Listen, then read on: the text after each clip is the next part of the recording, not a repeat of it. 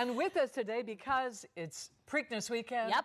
we have Frank Vespe, who is with the Racing Biz Journal, and everybody's thinking about who they're going to bet on tomorrow and how those bets and the race itself may be transformed because it's at Laurel and not Pimlico.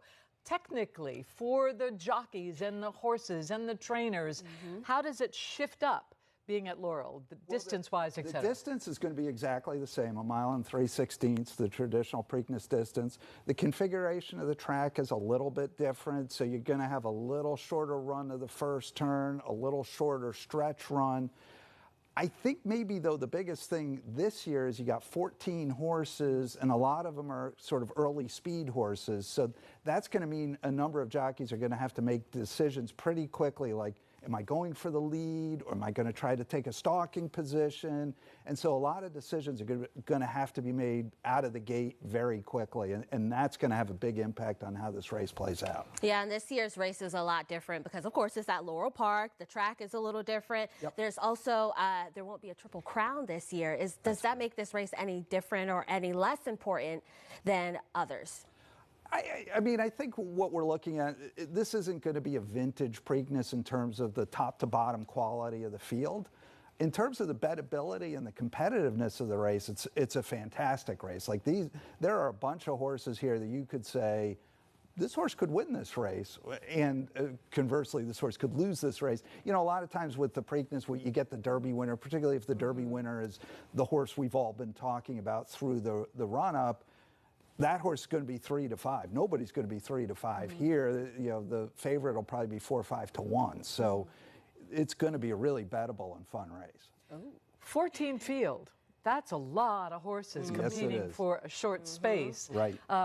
Do you think there'll be any scratches tomorrow, or you think we're going to be looking at 14 horses? I think I'm not hearing any scratches right now. I got my fingers crossed. You know, we really, 14 would be great. It's been, I think, about 15 years since there were 14 in the Preakness. Wow. And everybody's on the grounds. Everybody looks good. So fingers crossed. I think we're going to have all 14. People going to the race tomorrow, you know, Pimlico for a lot of people, I'm sorry, but it's true, is a party. You know, full day in the sun, Yeah. with some beers or whatever, and some music, etc.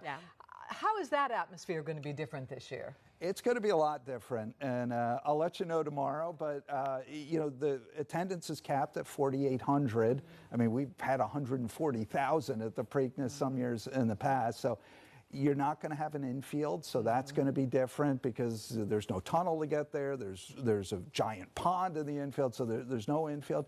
So it's going to be, I think, a little more low-key atmosphere. For the horses, I think it's going to be interesting because it's going to be more like what they're used to. You know, with the Kentucky Derby, the Preakness, it's such a big hoo-ha. Typically, that can make some horses lose their mind a little bit.